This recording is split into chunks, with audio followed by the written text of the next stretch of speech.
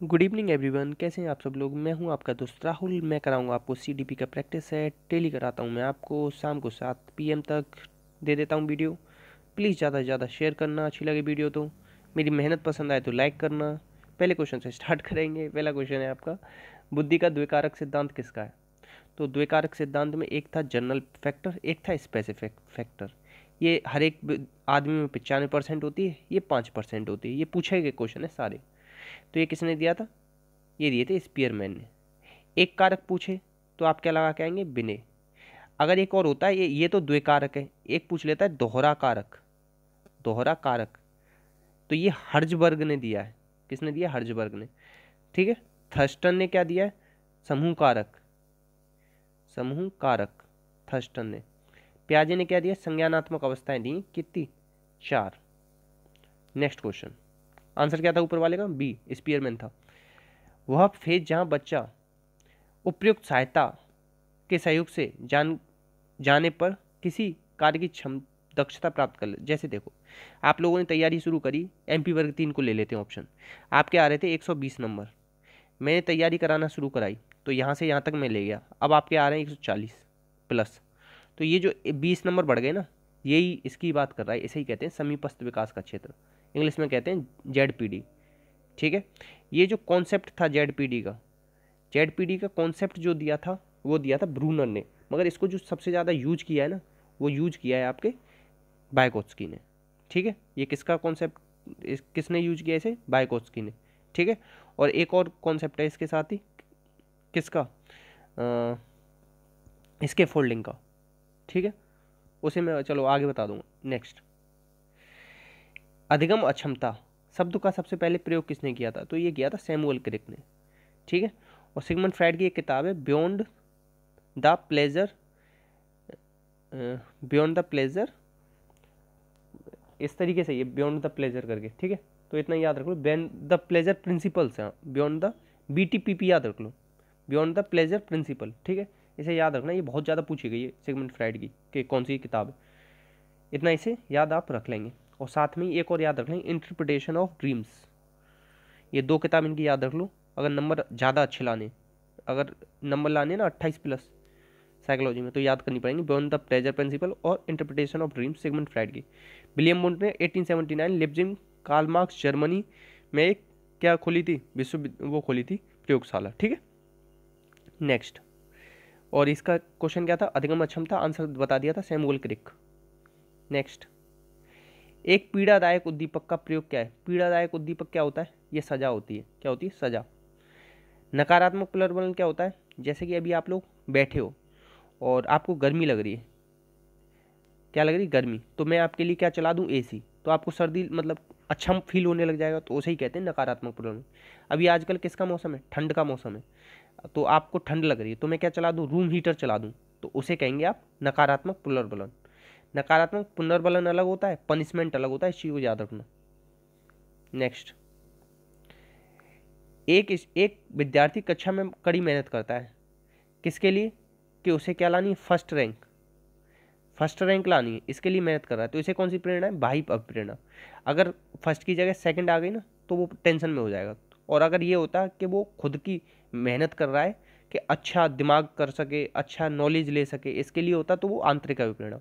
अभी वो किसके लिए मेहनत कर रहा है, फर्स्ट रैंक के लिए, तो कौन सी होगी, बाह्य अभिप्रेरणा। नेक्स्ट, वे नियम जो बताते हैं कि संस्कृति विशेष में प्रभावी संप्रेषण कब और कैसे भाषा का प्रयोग करते हैं, तो इसे पता है क्या कहते हैं, ये सीधे याद करने वाली चीज़ है, प्रैग्मेटिज्म कहते हैं। बहुत बार क्वेश्चन पूछा गया है, इसे ना स्टार मार्क कर लेना। नेक्स्ट, सृजनात्मकता का निवेश सिद्धांत किसने दिया था। तो देखो, सृजनात्मकता का निवेश सिद्धांत, देखो एक चीज़ बताना चाहूँ, स्टर्नबर्ग का त्रितंत्र सिद्धांत है, बहुत पूछा जाता है। 3 तरीके की इन्होंने बताया था, ACP, क्रिएटिव था, प्रैक्टिकल था, और ये वाला याद नहीं आ रहा, ये क्रिएटिव इसमें था यहाँ पे। तो सृजनात्मकता वाला ना इन्होंने ही दिया है, स्टर्नबर्ग ने। इनकी एक किताब और है, बियॉन्ड IQ, बियॉन्ड IQ।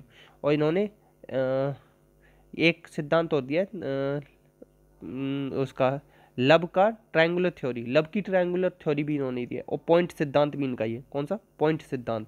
और लब की ट्रायंगुलर थ्योरी भी इन्हीं की है। और हाँ, क्रिएटिव, प्रैक्टिकल और ए वाला भूल रहा हूँ थोड़ा, ए से क्या है, तो ये किसका है, स्टनबर्ग का है, और लुईट द्वारा एक इनके साथ हैं, तो इसे भी लगा दो। विनय साइमन ने क्या दिया था, 1905 में पहला परीक्षण दिया था ना बुद्धि का, विनय साइमन ने, याद रखना। नेक्स्ट, विद्यार्थियों का यह महसूस करना कि सभी मेरी तरफ देख रहे हैं, ये क्या है, इसे कहेंगे क्या, काल्पनिक मिथक। ये क्या है, उसको वो सोचता है कि सारे ही लोग मेरी तरफ देख रहे हैं, इमेजिनरी ऑडियंस बना लेता है कि सबको मैं ही पसंद आ रहा हूँ, ठीक है।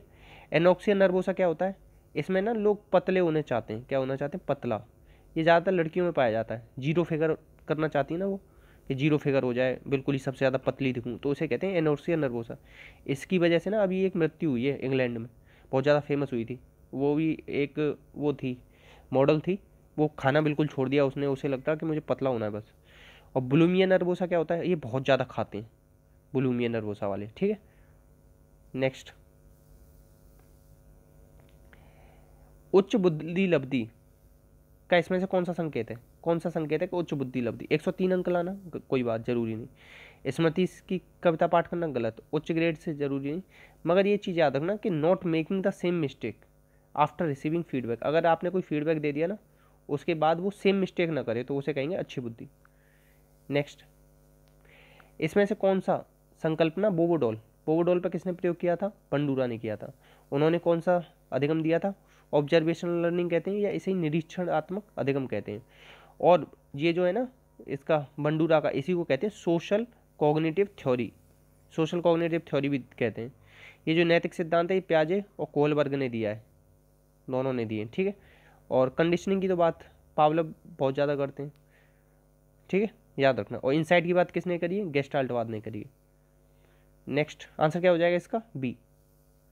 नेक्स्ट है आपका यूरी ब्राउन फेनर का ना पारिस्थितिकी तंत्र के सिद्धांत के अनुसार, ये एक थ्योरी है यूरी ब्राउन फेनर की, बालक का बृहत क्षेत्र में कौन सा संबंधित नहीं होता, दो याद रखकर, वैसे इन्होंने दिए थे जो मैं बता दे रहा हूँ, माइक्रो, मैक्सो, एक्सो, मैक्रो, और एक और था, 5 थे इस तरीके से, ठीक है। जो सबसे ज़्यादा पूछे जाते हैं वो पूछे जाते हैं मैक्रो और माइक्रो। माइक्रो में आपके आस मतलब माता पिता, विद्यालय और जो आपकी बिल्कुल ही नज़दीकी चीज़ें होती हैं वो सब माइक्रो में आती हैं। और मैक्रो में क्या आते हैं, मूल्य, कानून, रीति रिवाज, ये सब किस में आते हैं, मैक्रो में। और ये माइक्रो में, इतना ही पूछा जाता है माइक्रो और मैक्रो में कौन कौन से आते हैं। और ये पूछा जाता है कि इकोलॉजिकल सिस्टम थ्योरी किसने दी थी, तो ये दी थी यूरी ब्राउन फेनर ने, इतना याद रख लेना, आंसर हो जाएगा ए। नेक्स्ट, लाइफ स्पेस, ये टर्म किसने दिया था, जीवन स्पेस, ये दिया था कोर्टलेबिन ने। और इनके सिद्धांत का नाम क्या है, ये पूछा जाता है बहुत बार, इसे कहते हैं क्षेत्र सिद्धांत। क्रिया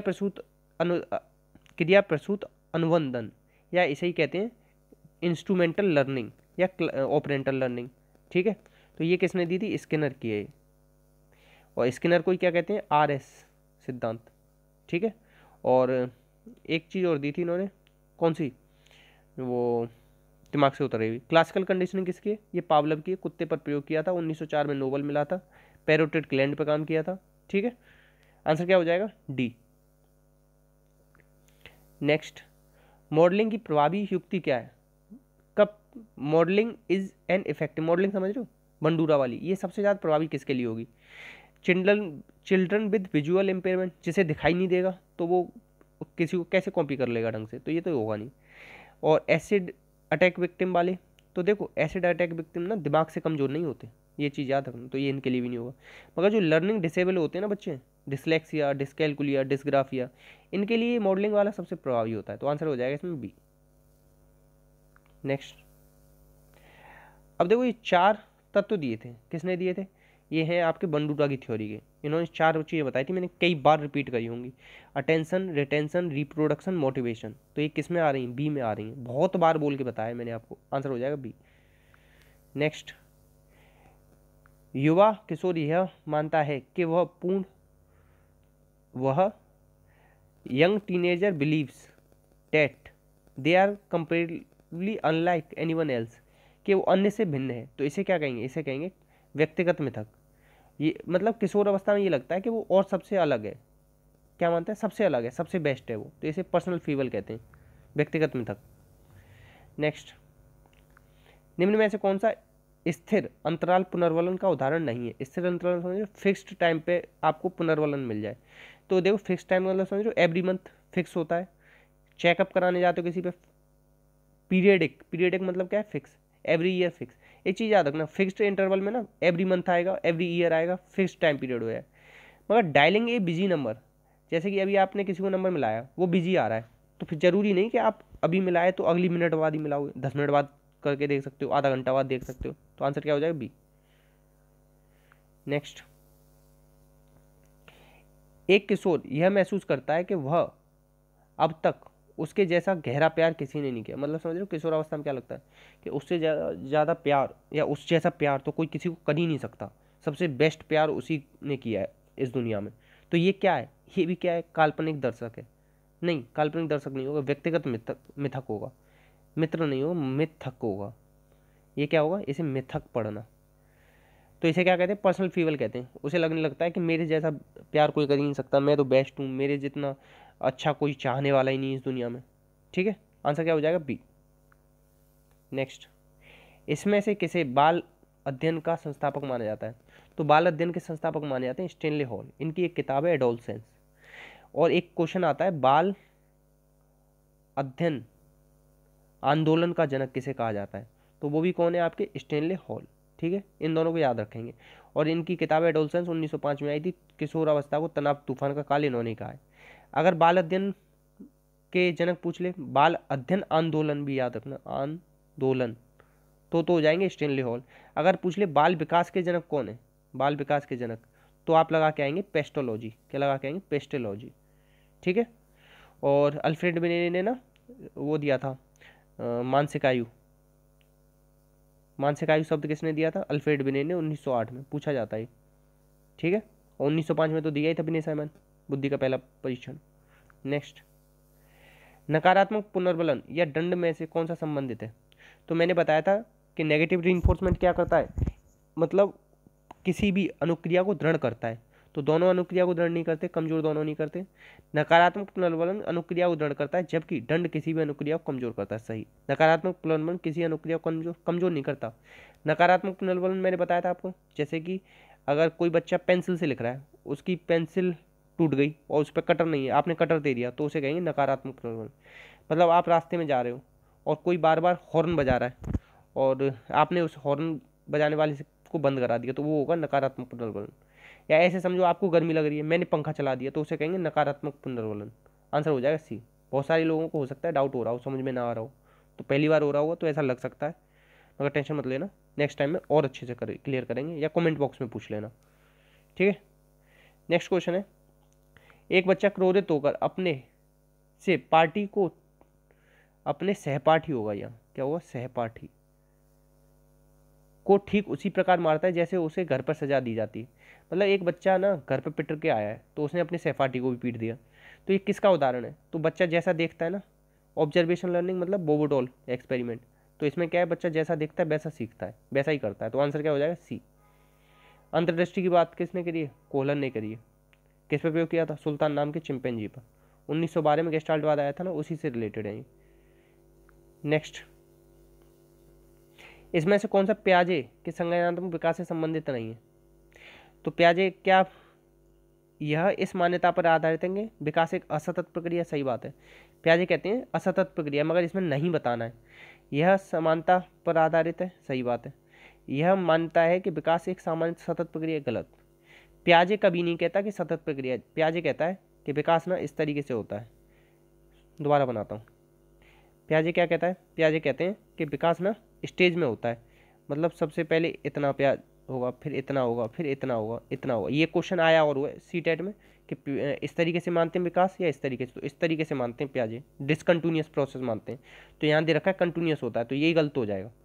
ठीक है, इतने ही क्वेश्चन थे, प्लीज़ शेयर करना। अच्छी लगी वीडियो तो बहुत सारे क्वेश्चन कराएं, समथिंग 15 से ज़्यादा क्वेश्चन करा दिए और एक्सप्लेनेशन कराया है। अच्छा लगा हो तो प्लीज़ शेयर करना वीडियो को, ज़्यादा से ज़्यादा लाइक करना, अपनों को ध्यान रखना। क्वेश्चन पूछा है उसे कमेंट बॉक्स में जवाब देना। जय हिंद, जय भारत।